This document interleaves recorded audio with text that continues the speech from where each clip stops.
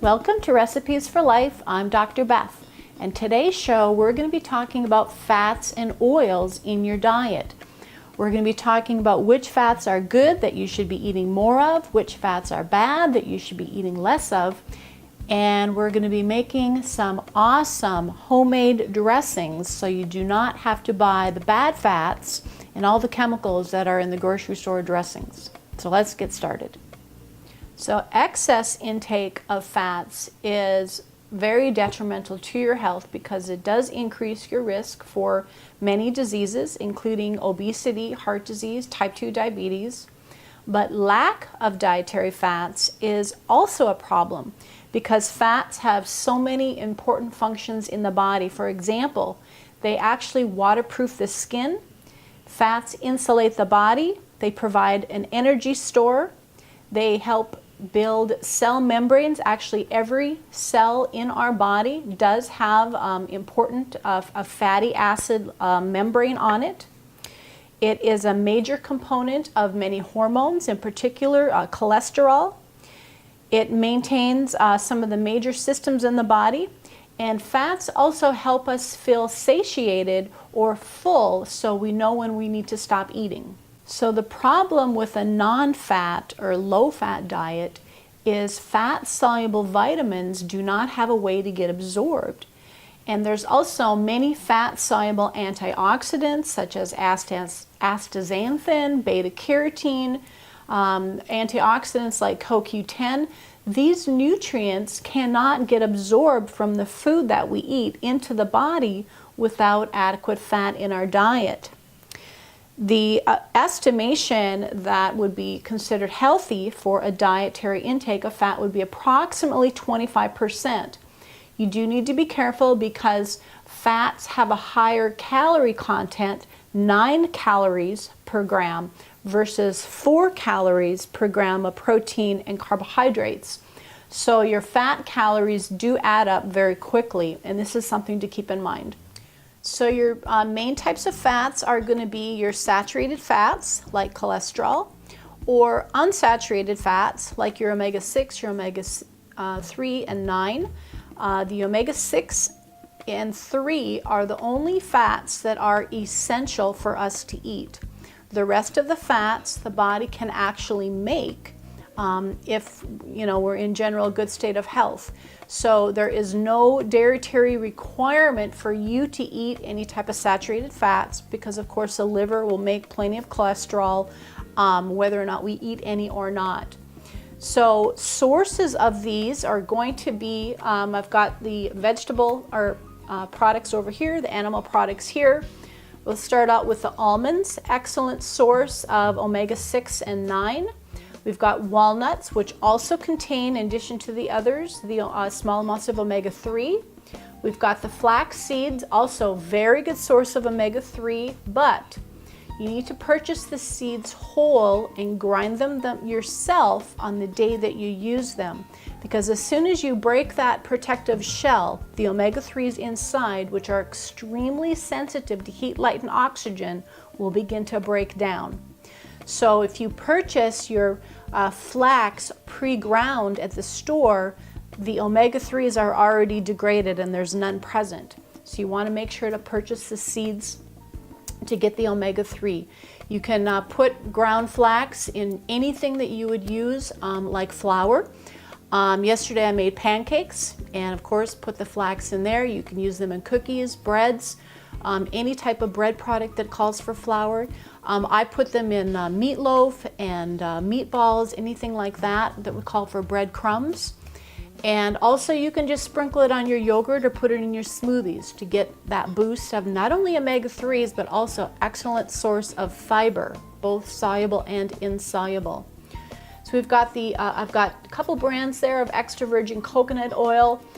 It is more of a saturated fat, even though it's a non-animal product. It is considered a healthy saturated fat. And then we've got the extra virgin olive oil, and we will be talking a little bit more about that later. And then also the avocado, which is an excellent source of omega-6 and 9, and also very high in fiber. So on the animal side, we've got the eggs. eggs do contain some cholesterol, but studies show that your dietary cholesterol does not necessarily increase your blood cholesterol. The situation with cholesterol is that if you do not have enough fiber in your diet to pull that out of your body, that's where you're going to have problems with LDL. Your HDL, of course, relates to more your exercise, but I'm not concerned about your intake of cholesterol as long as it's in moderation. Eggs also contain omega-3s, and the best way to get your omega-3s from eggs is to cook them in the shell, like hard-boiled or soft-boiled, and then also poached, where you're not breaking the yolk membrane, because most of the omega-3s are in the yolk.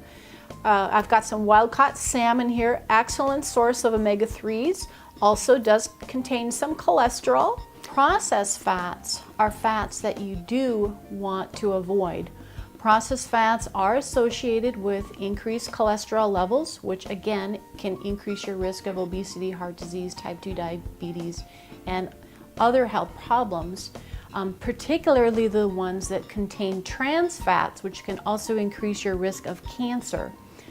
Trans fats are formed when healthy fats are highly processed, heated, hydrogenated. Whenever you see something that contains hydrogenated vegetable oil or partially hydrogenated vegetable oil, these are going to contain trans fats, and you do not want to buy them or eat them. Some of the oils that they used in fast food restaurants to fry, those contain trans fats. And all of the vegetable oils that you would purchase in a typical grocery store, particularly the ones in a clear bottle that sort of have a pale yellow color, those are going to be processed, and they may or may not contain trans fats, but they're because of the processing, they're simply not healthy. And the reason is because when God made the original food that was in them, whether it be sunflower, safflower, corn, there's antioxidants in the food that protect the oil from rancidity, oxidation, and breaking down. But those nutrients are all gone because of the high heat and the chemicals used including bleaching. They actually bleach the oils, which completely strips them because of the high heat, many of them turn to an ugly gray color, but the natural color is completely gone.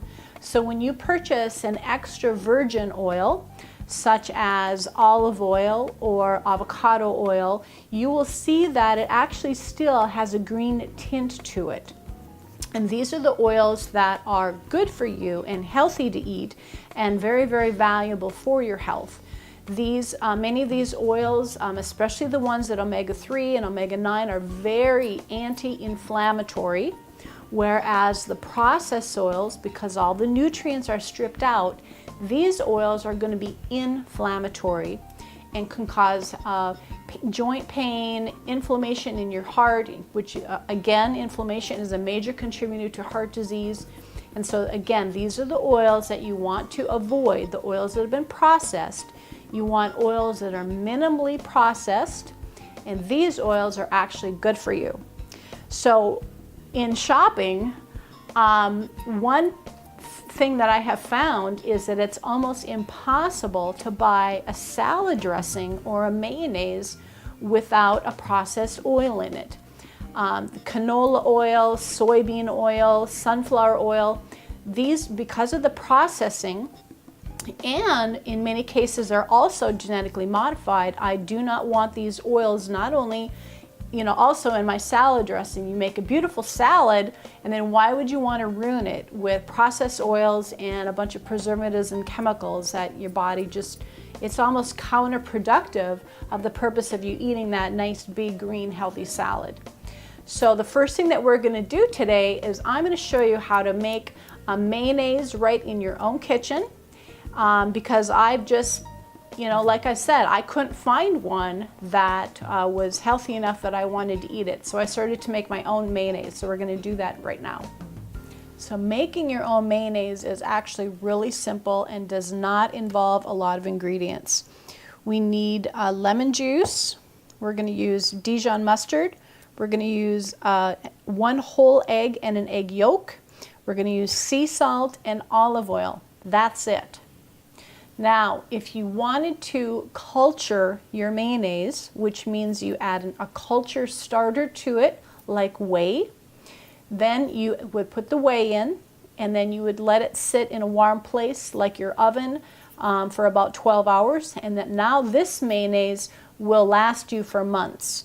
This mayonnaise that's fresh, you do need to use right away because of the ingredients, and it's not protected by the cultures. So everyone wants to know, well, where do you get whey? When you purchase plain yogurt, not the flavor kind, but the plain kind, remember, ever notice that watery stuff that sort of pools in there after you take a scoop out? That's whey. You only need about a tablespoon. So you just pour that whey out, and you can actually save it and just keep it in your refrigerator for when you need it. But that's what you would need to add if you wanted to actually culture your mayonnaise and then save it. So we're not going to do that today. We're just going to make fresh mayonnaise. So we need 1 egg. And then the second egg, we just need the yolk. So I'm just going to take the white out. And you add the second yolk. Then you're going to add about a tablespoon of lemon juice. And you certainly could use fresh lemon if you have it available. You need about a teaspoon of sea salt, and of course you want the good unbleached kind without flow agents. We need about a tablespoon of Dijon mustard. And then we're just going to mix that together.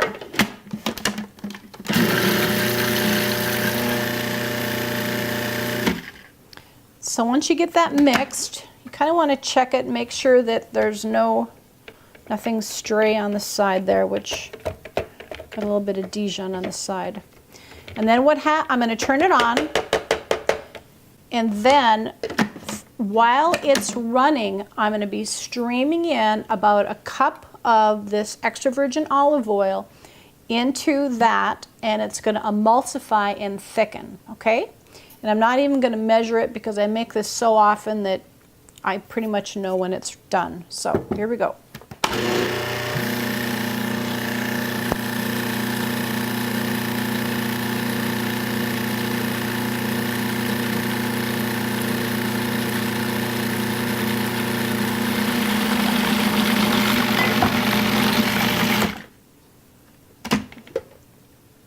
There we go. You can see it's all thick and emulsified now, and it's ready to eat. It's wonderful for, your sandwiches, tuna salad, chicken salad, potato salad. It is absolutely delicious. I'm going to give it a taste. If you want, you can add more salt. I think it's perfect the way it is. So I want to tell you a little bit about olive oil. I recommend that you get the extra virgin, which means it has the least amount of processing, and also means it's cold pressed. Remember, heat does destroy nutrients, and olive oil does have a smoke point in which the nutrients will start to break down. And unfortunately, in processing, they go way over the smoke point. In a cold pressed oil, they do not. And in your kitchen, hopefully you also will not. The smoke point for olive oil is around 375 up to, in some cases, if you get a very, very high quality, expensive oil, it could be as high as 425. So in most cases, olive oil is fine, not only used in a salad or a mayonnaise or something like that that's not going to be cooked, but it is also perfectly safe for cooking if you use a low temperature. This means on the stove you want to stay at low to medium low and saute things, whether it would be garlic, onion, vegetables. That was perfectly fine with olive oil. And also in baking, your oven is, as long as, I would say, if it's not over 350 degrees, you do not have to worry about olive oil in baking. If you've got, for some reason, if you want to use a much higher heat than olive oil, yes, the nutrients could start to break down. It will start to smoke, and it will the flavor will be ruined. It will taste bad. And so you will know if you hit the smoke point, because the flavor will not be the same. It will taste funny. Might even taste burnt, and the nutrients will be broken down. So I encourage you also to get your olive oil in a dark bottle, because this means that it's also protecting those antioxidants from breaking down while it's in the bottle. And then when you get your bottle home, after you've selected, there's all kinds of different olive oil choices in the store, but when you get home, you want it to be have a green tint to it. You don't want it to have a light or clear or yellowish. It needs to reflect the color of the fruit that it was made from, which is the olives. And you'll see that, again, the processed oils, most of them are going to come in cheap plastic bottles, and the nutrients are already destroyed. So there's no point in protecting it, because again, the nutrients have already been destroyed by the high heat and the chemicals of processing. So as I mentioned, olive oil is perfectly safe for low to moderate heat in the kitchen, as is butter. Butter is very stable, and is coconut oil. You can the smoke point of coconut oil, butter, and olive oil are actually not that much different. What does have a very, very low smoke point would be the flaxseed oil, and this is because of the very high omega-3 content, which are very sensitive to heat, light, and oxygen. So you do not want to heat flaxseed oil at all. In fact, it has a very short shelf life and does need to be kept in the refrigerator in a dark bottle. It's great you could certainly use it for salad dressings, or just pour on salads, or add it to smoothies and things like that. But you do never want to heat flaxseed oil. Also okay for low to moderate heat in the kitchen would be peanut oil, sesame oil, and walnut oil. Again, you always want to buy unrefined, cold-pressed virgin oils. Another oil that is safer to use if you want to use a higher heat, for example, let's say in a stir fry, and that would be macadamia nut oil. It's going to be a little bit more expensive. In the case of, when you want an extra virgin unrefined oil. And also the last two have the highest smoke points, and these two are avocado oils and grapeseed oils. Again, these are going to be a little bit more expensive, but if there is ever a reason where you do want to use a super high heat, maybe you want to sear a meat or something, these would probably be the safest to use, so you're not breaking down the oil.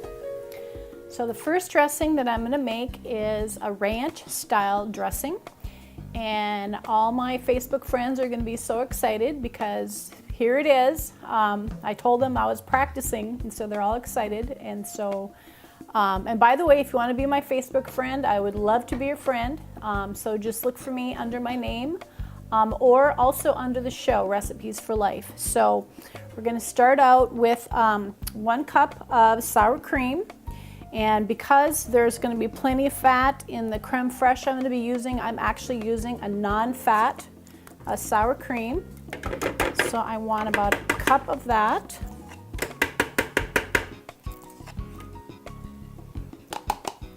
And then we need about a 1/4 cup of the creme fraiche, which is very rich. But it's got a nice tangy flavor to it. And then we're going to add about a 1/4 cup of buttermilk to start. And I'm going to be adding more later if I want it to be thicker. And then we've got a bunch of herbs. So I've got some fresh chives here. If you don't have chives, you can also use green onion instead. And then we need a whole bunch of fresh parsley. So I've got my parsley here. And I'm just going to give it a rough chop because the blender is going to do most of the work for me. By the way, this is the best way to keep your fresh herbs, but just by putting them in a glass with a little bit of water at the end, they do last so much longer. So I've got fresh parsley.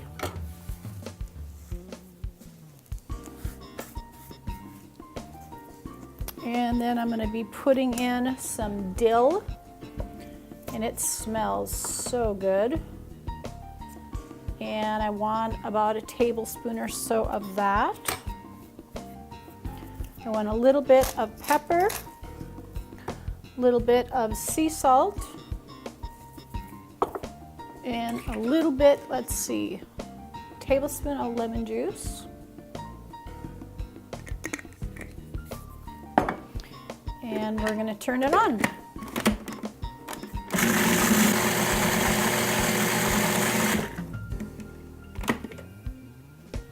Looks like I missed a couple leaves there. So you can see it's nice and thick, but not too thick. If you wanted it to be thicker, you could certainly add more creme fraiche, and you don't have to use the creme fraiche. You could also just use mayonnaise.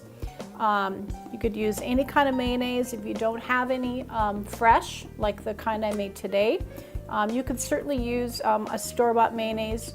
I would look for the ones that are the olive oil ones if you can find them. But this is a great, of course, completely natural, no chemicals whatsoever. It's simply made with cream. So this is a wonderful alternative that will thicken it, to help thicken it up. If it's too thick, like I said, you want to add a little bit more buttermilk. And I've got some spring mix, some cucumber, green onion, some little tomatoes, and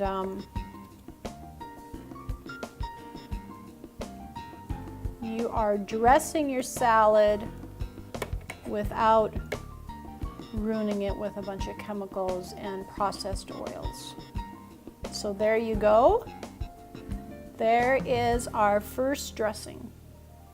If you're wondering about storing the rest of this, I'm just going to put mine in a glass mason jar, and it will keep in the fridge for several days. And so certainly you don't need to make this much if you've got a small family. But if you do have a good sized family, the way this stuff tastes, it probably won't last very long at all.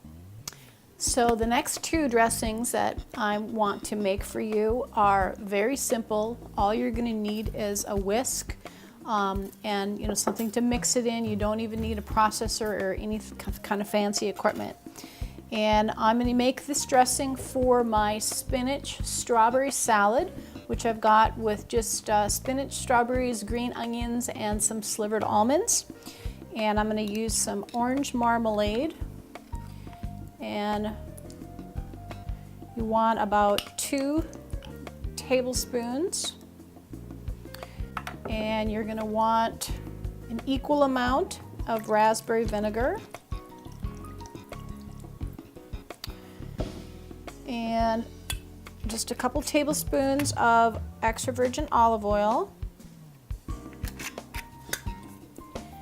And then some cilantro, which is optional, but it really does make a very great fresh tasting dressing. So I'm just going to chop that up. And while I was researching for this show, I was reminded of the fact that the reason that we dress our salads is very interesting, I think, as a nutritionist. The fat in the dressing actually helps us absorb those fat-soluble nutrients that I mentioned earlier. It's the same reason that we put butter on our corn on the cob, or butter or olive oil on our vegetables. And so the dressing is not just to make them taste better, but actually does have a very important functional purpose. So that chopped up, add that in there.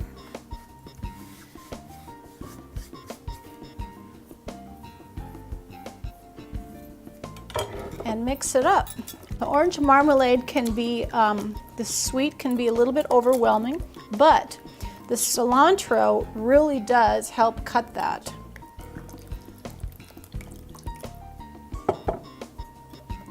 There we go.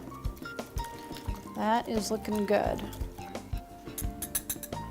Pour some of that right on there.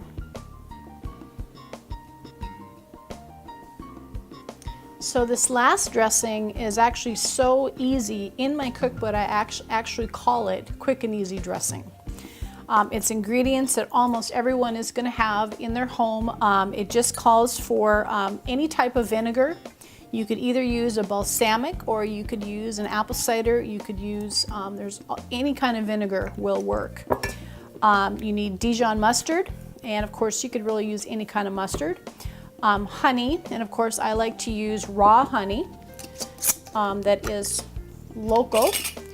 And this happens to be a creamed honey, so this one happens to be also really thick. So, honey, and we need an equal amount of mustard. Equal amount, I'm going to use the apple cider. A little bit lighter flavor. And I'm going to add my olive oil last. But that is it. You just simply mix that together. And it is easier to mix, like I said, if your honey's not creamed. But I'm going to give that a taste. Very good. So there you have it. Very, very simple, 3 easy to make dressings. All the recipes that I made, the dressings I made today are in the cookbook. And keep us in prayer, and we just ask God to bless your health abundantly. Amen.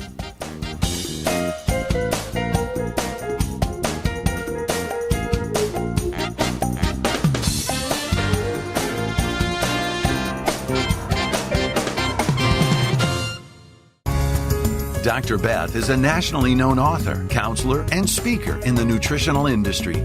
You can learn more from Dr. Beth about her principles of biblical nutrition from her books. God Wants You Well, Spewed, How to Cast Out Lukewarm Christianity Through Fasting and a Fasted Lifestyle, and Recipes for Life with 200 simple and delicious recipes. You can get all 3 books today for just $40 plus shipping and handling. Thank you, and God bless your health.